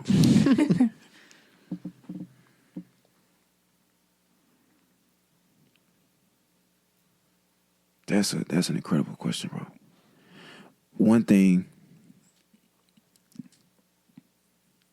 One of the most powerful, I don't even know what word to use now. One of the most powerful realizations, descriptions, elements, one of the most powerful elements of Moments with Murdock was I had to get better at being vulnerable every week. Mm-hmm. Because I found it wasn't when I was suited and booted, but when my shoes were untied and my shirt was a little bit more wrinkled, that I was able to connect. Mm-hmm. And so when you talk about how do I work to encourage myself, like where do I get those things from? It's when you see what you're saying is resonating with somebody else. So I think at one level it's that. Mm-hmm. Like when I say Murdock's about we and not me, that's not just something that sounds cool, but my nigga, I really mean that. For sure. Like I find energy in us being the best that we can be. Mm-hmm. And that's not just because it's cool to love black people now. Yeah, they've definitely Like made it seem like that's that. a whole conversation we can have. Like people are trying to make Yeah. loving black people trendy now, which is so problematic for a lot of different ways, but also just at a socio-political level, like at an academic level, at a spiritual level. There's so much power in people whose society spends so much energy disenfranchising. There's so much power in us. And when I see us realizing our power, that is so encouraging. That is so encouraging. And I think one of the greatest things about Moments with Murdock was not what I talked about before the questions and answers, but when we had the Q&As. When people listened to what I had to say, had a question, and thought about the question enough to ask it. Yeah. And then when I said something, they nod their head like, oh, yeah, that dude low-key makes sense. Mm-hmm. And then somebody hits you up a week later and says, I just applied what you said. That's life-giving. Yeah, I wouldn't even know how to react to something. You know what like I'm that. saying? Like, for real, like, when, on a lesser scale, and it may not even be a lesser scale. I mean, who measures emotions and feelings? When I interact with my little cousins, I have a lot of them. A shout out to every last one of them. Love you all dearly. And you see them mimic me. or you see them want to do stuff like my two little cousins from my TT Carla. They both grew dreads out of nowhere. Just I pulled up to the house and they got dreads in the head now. Incredible. I was like, what is this going on? I just wanted some dread. I wanted, and one of my little cousins, his name is Zen. He shaved off his sides like I did on my first set. Incredible. So he don't got him on the side. He just got the little fade joint, and then my other little, he got the full hair. So it's like a spitting image of myself on my journey when I started to now, and I'm like, this is incredible. And then my other little cousin, DJ Drew, I went to one of his ball games, and his mom told me, DJ told me when you left, I played super harder just because Javon was there. I was like, what the heck? Wow. And it's just to speak to that, like when you get those callbacks or you get those moments, like those are the unspeakable moments. Like you don't even know. That's the gratification that you get. But yeah, sorry. No, I mean that. First of all, bro, that's on a real tip. Black men and black men, like that's the kind of stuff, bro. That's tear jerking, bro. For real, it really is. Just because people dying every day, bro, and it's a lot of dead people walking too. And so it's amazing when you can actually speak life into somebody. That's revolutionary. For sure. That's the revolution. That's the revolution right there, bro. So I can't. That's the other thing, man. Moments of Murdock be making me so emotional. So I'm not about to cry out here, bro. But, That's all love. But the other tip, right? So I talked about how me getting energy from other people, getting energy from me. But at another level, like personally, Moments of Murdock held me accountable to reminding myself that I'm on my process towards progress too.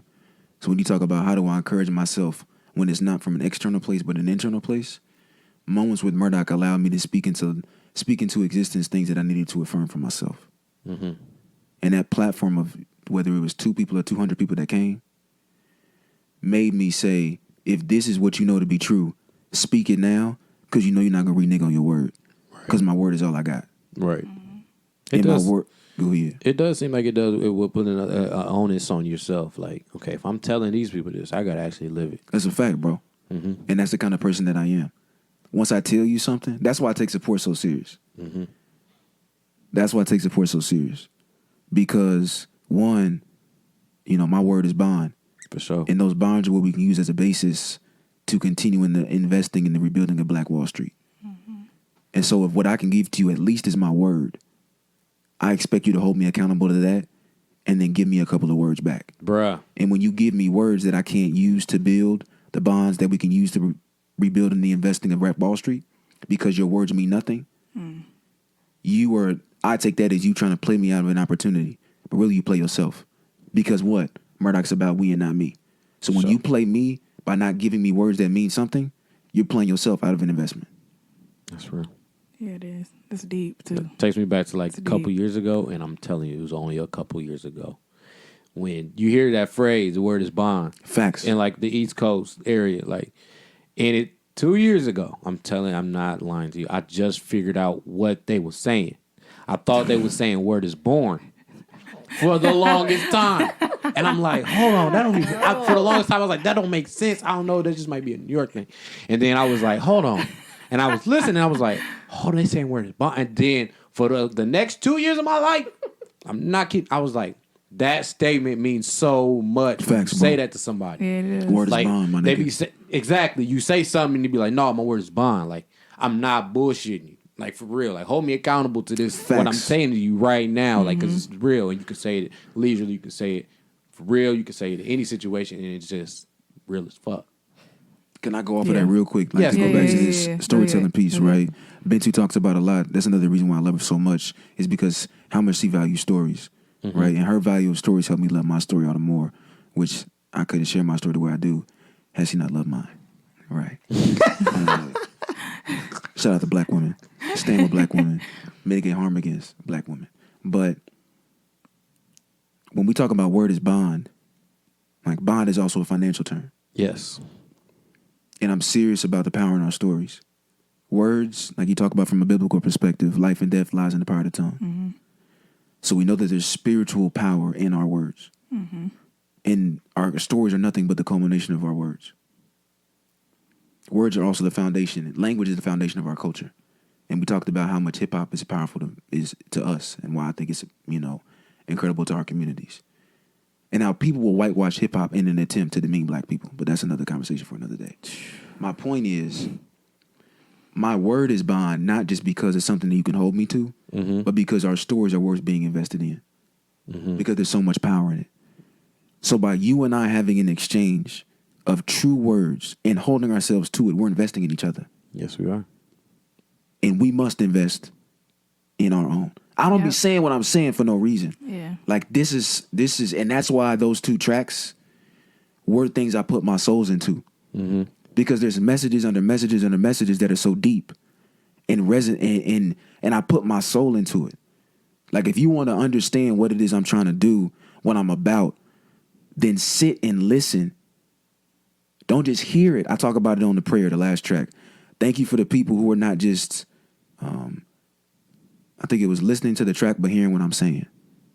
Like, thank you for people who actually do that. Because I really put my heart into that.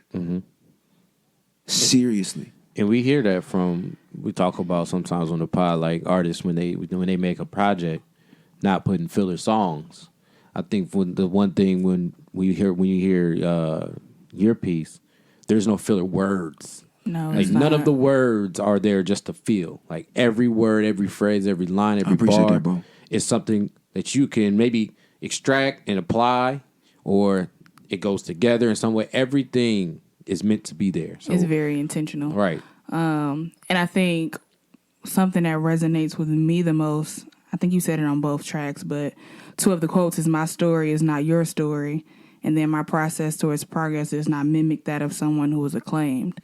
I think those 2 spoke to me a lot because I find in my everyday life, or at least I did in the past more so than now, but just looking at other people and saying, I want to be where they are. Like, why am I not there yet? Why they're the same age as me or younger than me, and it seems like they're further ahead than me for some reason. And that's by my own measurement or maybe negative thinking. But I think I found myself checking my own self and just realizing what you said exactly. My story is not their story. My process is not their process. Like everybody has different steps and journeys that they may need to take to get them to that level. For some reason, it seemed like their path was maybe easier than mine, maybe.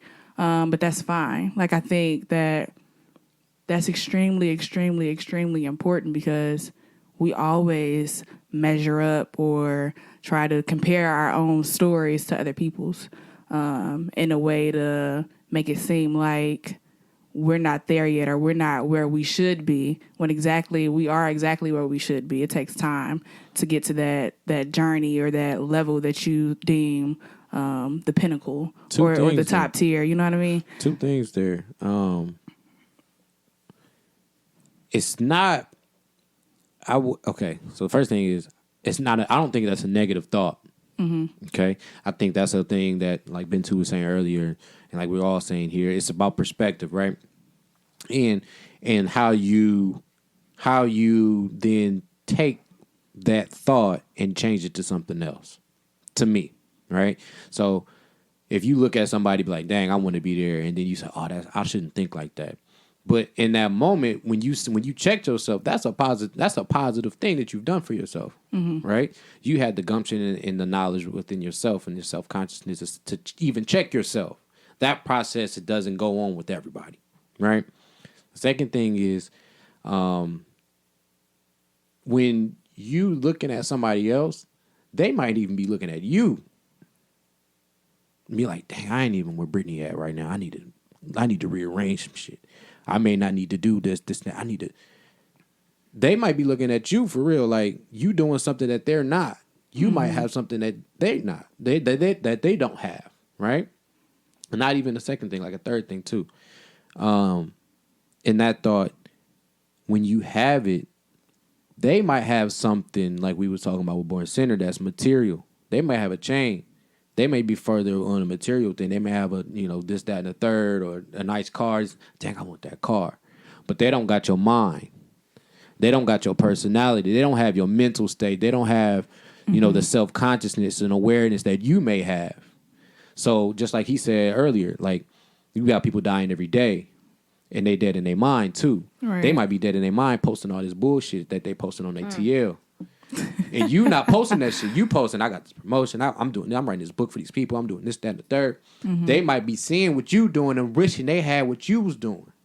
While you not posting your car, while you not posting this, now you're not posting that. You see what I'm saying? Yeah. So I'm sure we saying the same thing. I'm sure we both feel what we saying, but I just wanted to make sure I added that because I've had people that said that to me. A very, very dear friend, a person I call my sister. Shout out to Victoria. She said that to me before.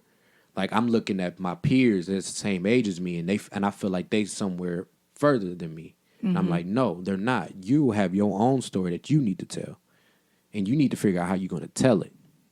That has nothing to do with them, because they might not even had the realization that you're having right now that I need to fix something in my own life. You see what I'm saying? So I've had that. I mean, we all can say at some point, one maybe small point, like, dang, I wish I could do that person doing. But it's, to me, the most effective thing is how quickly you can check yourself and get back on your process. You see what I'm saying? And where you're going in your life. And I that's why I asked that question. How does that process go? And I ask that question because I find myself doing it, and I'm trying to bring my subconscious to the conscious and be more intentional in what I'm saying and what I'm doing in the way I'm thinking as well. So I asked you that because I find myself, if I have a moment where I slip up and I'm like, okay, I need to pull up this because I told Victoria this. Let me apply this here.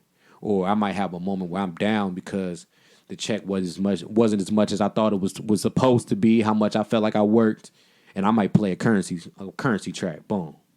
And I just play it on repeat, and I'm just listening to what he's saying, and I'm like, okay, get back to your grind. You can't let nothing stop you. You can't get back to, you know what I'm saying. So I just wanted to know what those things for you, and I mean your answer was perfect. But can I say one other thing? First of all, both of those reflections, like I'm telling you, that's making me emotional. G, the fact that y'all actually because I ain't gonna get that energy, but. 2020 is about energy efficiency, and that means putting my energy in places where I get it reciprocated and stop putting my energy in dead spaces. So I ain't gonna give that energy that time. But the fact that y'all actually can reflect and talk about that means y'all actually took time, and I appreciate it. So you talked about my process towards progress and I mimicked the rise to fame of someone who was acclaimed. I said after that, my process towards progress was not inspired by someone to whom I aspire. My process towards progress is specific to my slips and trips, my failures flipped, and my journey to my mother freaking drip. You know, that's what makes Anthony Murdock II. And I say that because, one, first of all, it's in those moments where you find and feel like you're incompetent, like you're not enough, like you lack in value. Those are the moments that if we can learn to love those moments, you are a walking revolution. I think the first revolution that you can have is believing in yourself. And that's why the last moments with Murdock of the process, that's why the last moment of the process towards progress series of moments of Murdock was love yourself.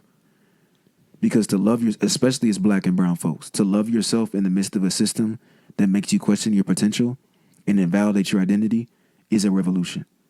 And how can we fuel a genuine revolution of our communities and of values if we're not revolutionizing ourselves first? my favorite J. Cole track from 2014, Love Yours. Mine too. Yeah. Easily. Just love what you got. You got it, and you should be proud of it. And you should recognize that you can get a lot from just realizing the one thing you got. Facts. And one of the greatest ways to systematize that into a process is by loving yourself in your lowest moments. Mm-hmm. Because when you can love yourself at your lowest, you will be absolutely intoxicating when you're at your highest. But remember, peaks only exist for people who can't picture progress past their present predicament. So if you love yourself at your lowest moment, understand that because peaks don't exist for people who stay true to their process towards progress, you'll never have a highest moment. You're always in search of that cloud nine. You're always in search of that ultimate high. And you're the person lifting yourself up. Now, if Murdock's about we and not me, imagine if we're able to switch from not just loving yourself, but loving other people. So when you experience a new revelation in the high, I get higher. And then when you experience a revolution and you get high, you get higher. Those are two people's personal revelations that make me get higher. And we're getting higher together. For understanding, do you think that there is it's incorrect to never reach a point. I think I'm regurgitating this right. Never reach a point to stopping. Like you always have another to the continued pursuit of something more. Never getting too comfortable, pretty much. You think that's something bad? Terms. No, I think that being content and comfortable is oftentimes the downfall of a lot of people. But what that looks like and having a critical conversation about what that looks like is crucial. Okay. So the other thing I'll say, though, to that point was something that you mentioned earlier, Britt. So you talk about, because I did this a lot, like with my dad, and I have to continue to fight to not do it. You know, my dad is my greatest role model. I've gotten in the greatest debates, and there's never been somebody I've had the most distaste with in my life than my father, but there will never be somebody that I love like I love my father. There will never be another person who I want to be like when I grow up, like my dad. I 100% totally relate and agree. Why do I say that? Because oftentimes I say, I wonder what my dad was doing at this age. I wish I could do that, right? And we can have a different conversation because I think that Cole talked about this too on Runaway, the complexities of black masculinity and black manhood in relationships. And we got to remember that the first deadbeat dads in this country were not black men. They were white slave masters who were raping black and brown women. And so if we look at the destruction of the black home from that perspective, we can have a critical conversation and have some different conclusions. But again, that's a different conversation for a different day. Why am I bringing it up here? And it's because society will make you think that success comes in achieving somebody else's picture, and that boxes you in. And when you succumb to being boxed in and achieving somebody else, you're boxing yourself out of new opportunities. Because you were made to do something nobody else has done. Otherwise, why are you here? Right.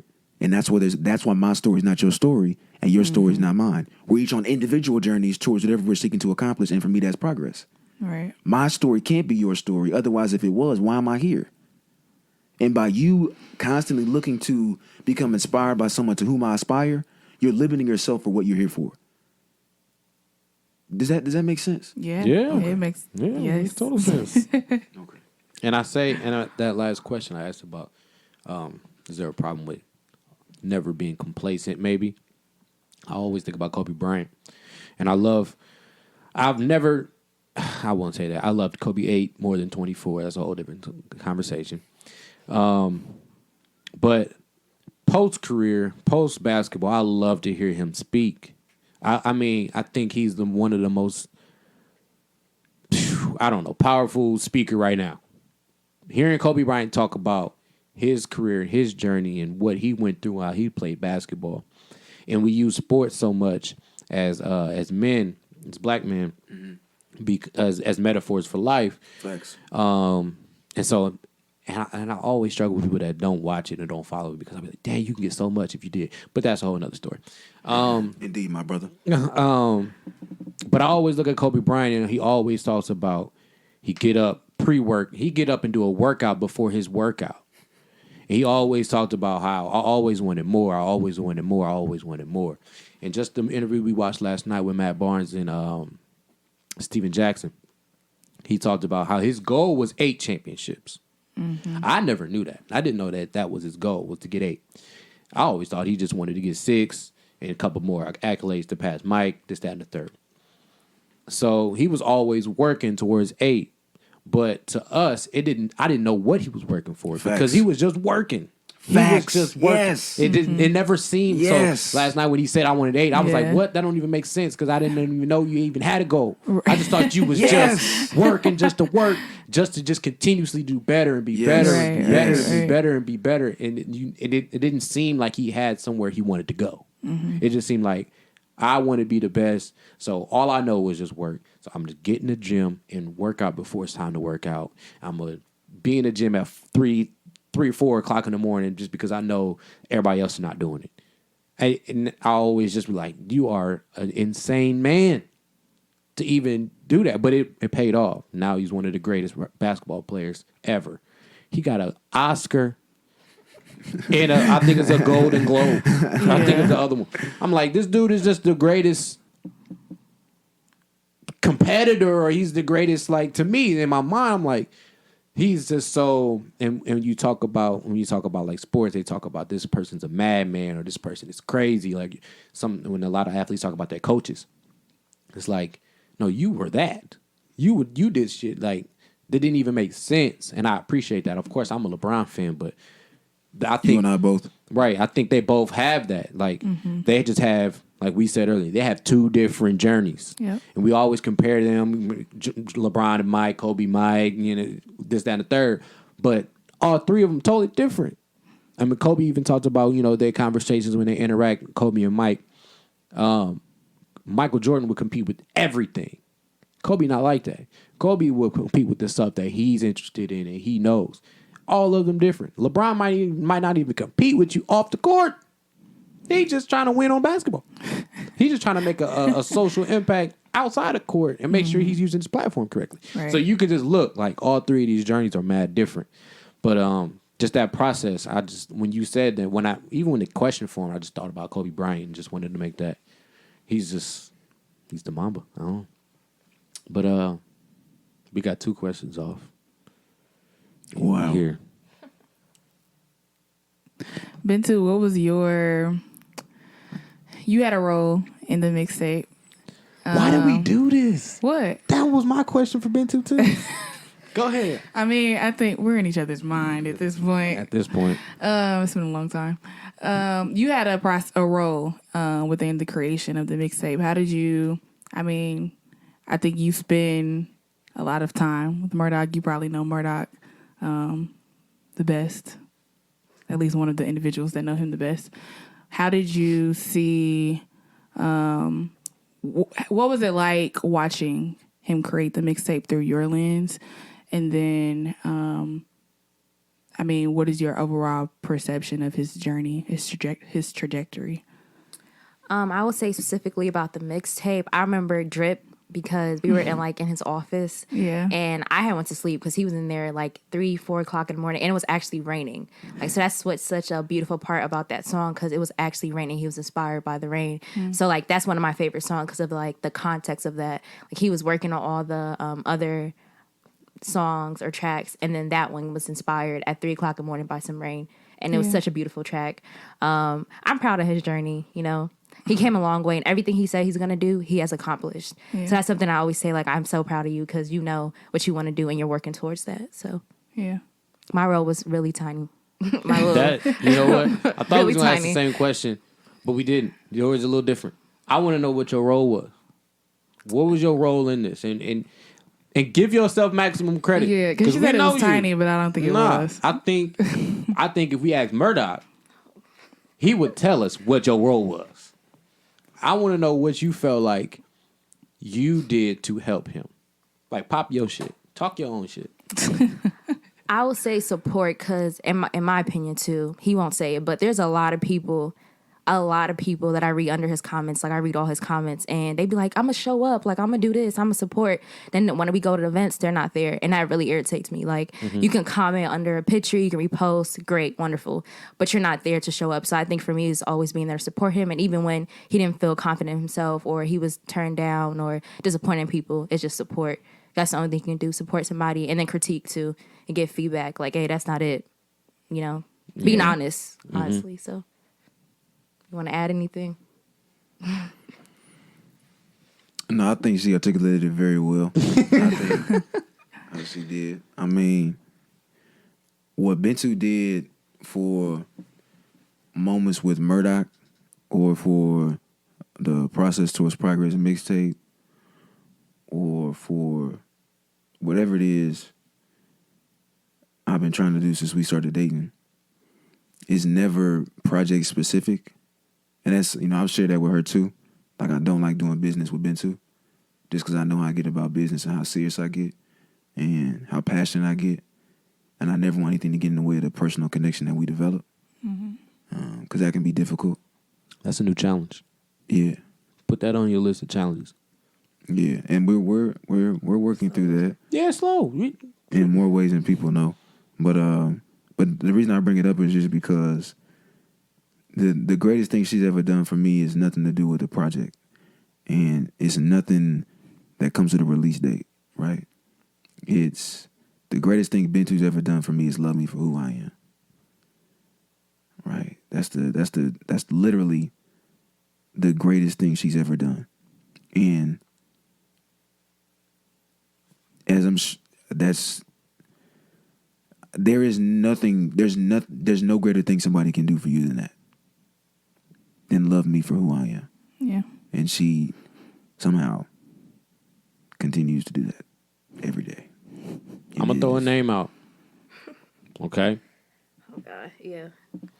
So when you guys give your answers, the name that came to mind was Coretta Scott King, and her continuous support in love for MLK while he was doing his thing, and that's just what came to mind. Do with it as you will. How does that? Because I definitely have a response. How does that make you feel when he says that? I think in our relationship, a lot of people like to compare us to a lot of people. And a lot of people like, we idolize y'all, like y'all are so dope.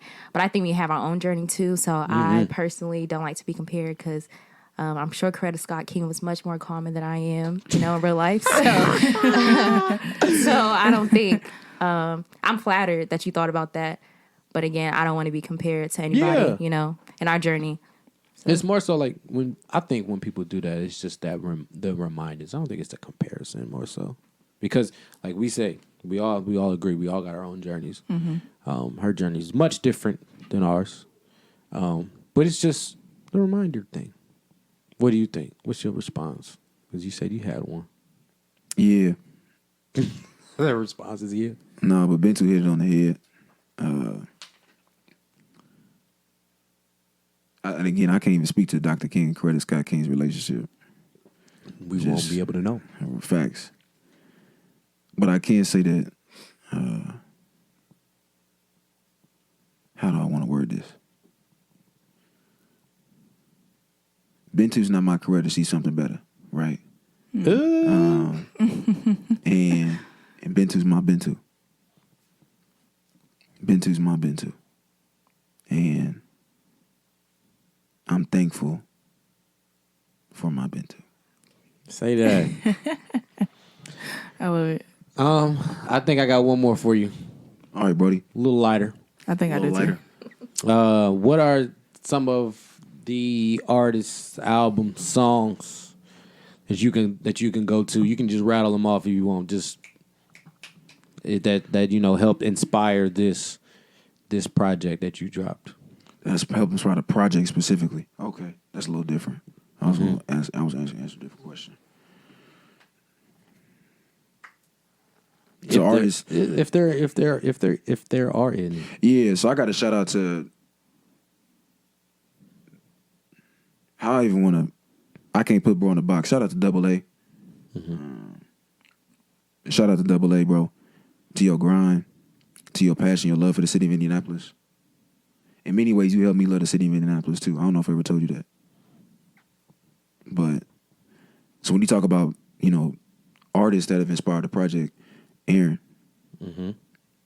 That's one person I just cannot refute. Aaron. And just, I'm not a rapper. Won't ever be a rapper. Yeah. But just his intentionality with, forget even him as a musician, him as a person. Yeah. And his ability to tell his story. Yeah. Through what he does well. I admire. Shout out to June. I mean, without June, the even idea for the mixtape wouldn't even be here. Right. So, and again, June and Aaron, in many ways, are such different artists. But the fact that they both had a tremendous influence on this project, Aaron more at a, not even at like an idea level or a theory level, but just at a, you need to take this seriously. Like Aaron takes his work seriously. But then June at a very process, programmatic, structure, production level. And the fact that he saw something greater in me that I could have saw for myself, which is why I started out the prayer track like that. So those are two artists. Meek Mill is my favorite artist, point blank, period. I want to do an intro for you, bro, Meek Mill, because I know you listening to $3-4. You should be. I want to do Shit. an intro for you, bro. I want to do every intro for every album you make after this too. Future, obviously, but I ain't gonna go into that because Ben's gonna be mad at me on the way home. And then I'd probably say one other artist, Fred Hammond. If y'all ain't familiar, he's a gospel artist. I grew up on Fred Hammond. Fred, we're gonna have a conversation about you being featured on Kanye's album. We're gonna have to talk about that, brother. Ooh. But talk about that a different day. Okay. But no, seriously, Fred Hammond, and a lot of my darkest moments, him and Black. So Fred Hammond, Black, and then the people I mentioned before. Black 6 Lack. Yeah, I can't stand dude. I just wanted to make sure because Right. it's like Black. Some people that what's Black? What's Black? Just want to make sure You it's for the know people. I who know you're who it talking is. about. No, Just wanted to make no, sure for real. 6 Lack, Black. Fred Hammond and Black. In the worst mental time of my life, those two artists got me through a lot. In the worst mental time of my life, I listened to them too, literally, probably 18 hours a day. And I had to go back to a lot of that to be able to make this mixtape. And so, Chris, go to them. Fire. All right, I have another question as well. What's up, my sister? This one may be a little bit heavier. Okay, that's fine. So bear with me. As a black man and as a law student who was actively defying the odds and dismantling the stereotypes and stigmas placed on black men in your everyday life, it's a 2-part question. 1, how do you envision yourself dismantling the system in your career as a lawyer? And 2, how did Championships by Meek Mill impact you and how you see yourself dismantling the system?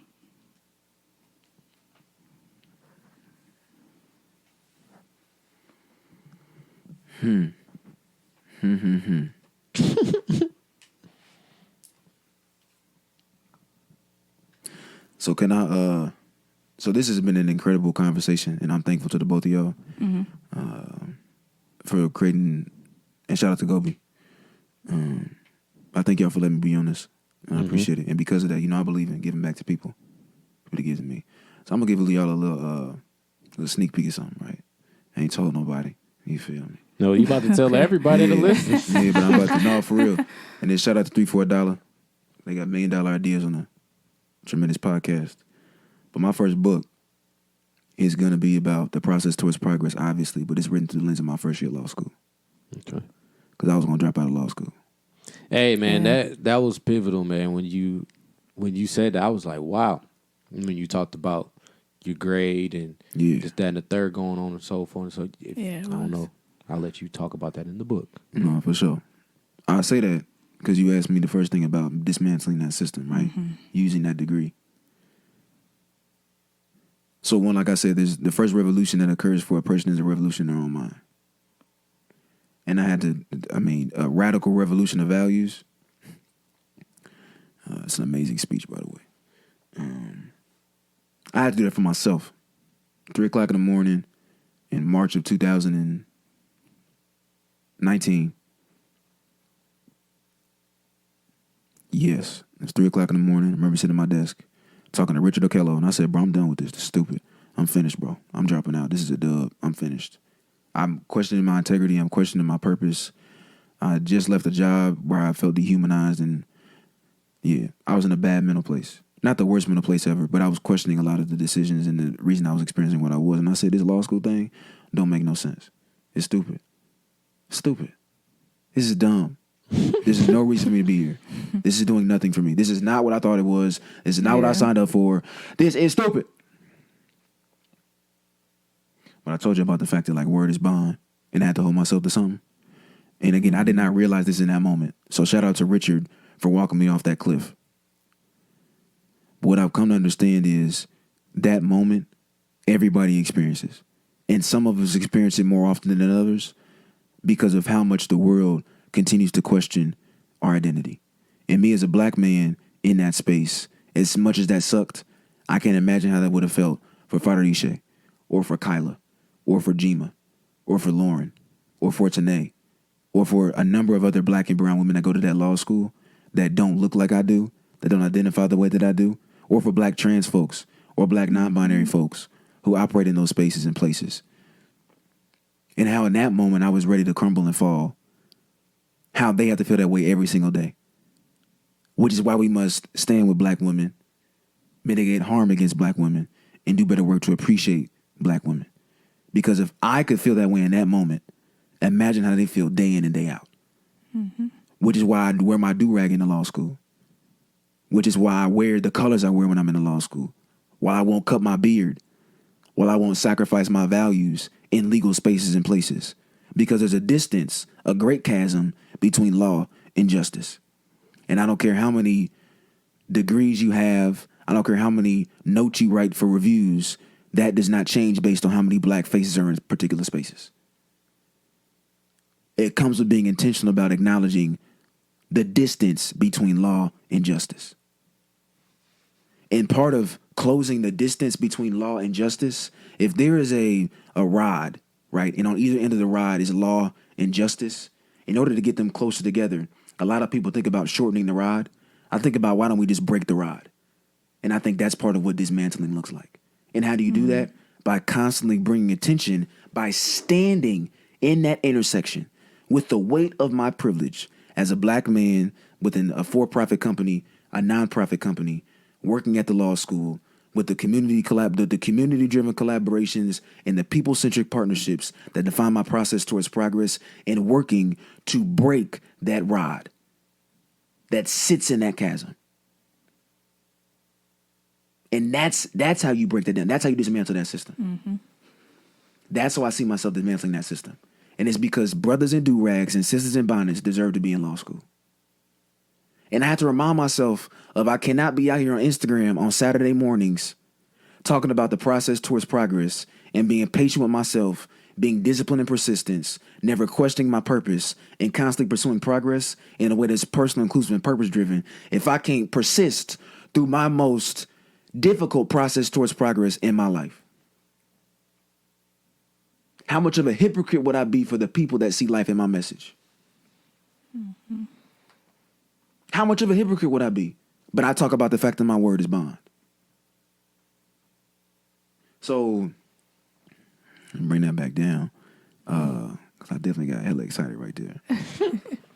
When you talk about how will I dismantle that system, it's by constantly remembering my privileges. By sitting in the spaces that I do and using that privilege to, and the leverage, right? You leverage the glory in your story even when it gets gory, and it because it leads to profit surely.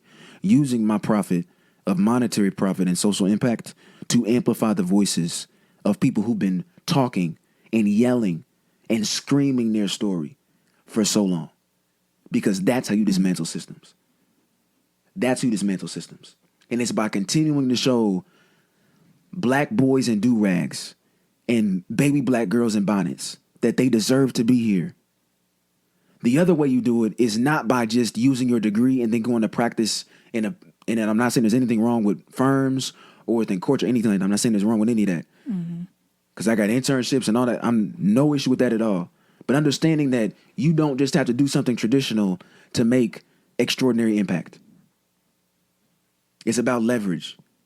And that's why the LOC is in the business of empowering communities to leverage their influence to fuel systematic change. It's about, how do you leverage? And you first leverage your story. And my story is going to be incredible regardless of whether or not I help to adjudicate the next great constitutional case. That comes in a number of different ways. By being intentional about leveraging my skills, my assets, and my competencies to pursue my purpose with the greatest intention. And that's how I'm going to help dismantle myself mentally, constantly, every day, that legal space in place to close that chasm, but to dismantle the systems that continue to question us, right? Mm-hmm. As we dangle from trees of injustice, we are being lulled to sleep by lullabies that are lacking loyalty to self-love, and paint the context of our past, the power in our present, and the potential in our future is lackluster. Dismantling those systems, we do that by reminding people of the revolution in their own mind. Mm-hmm. That's how we do that, right?